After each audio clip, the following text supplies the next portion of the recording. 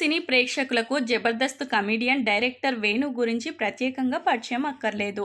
ఒకప్పుడు కమెడియన్గా ఎన్నో స్కిట్లు చేసి ప్రేక్షకులను అలరించిన వేణు బలగం సినిమాతో దర్శకుడిగా మారిన విషయం తెలిసిందే.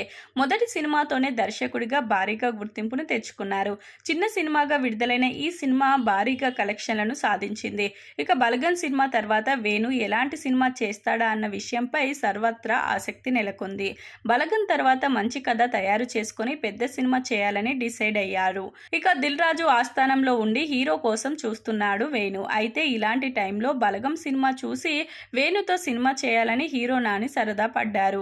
వేణు కథ చెప్పాడు. దాదాపు ఓకే అయింది. నానితో సినిమా చేయాలని నిర్మాత దిల్ రాజు కూడా చాలా సరదా పడ్డాడు.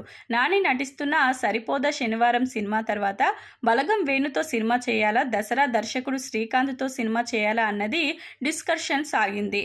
ముందుగా దసరా డైరెక్టర్ వైపే మొగ్గు చూపారు నాని.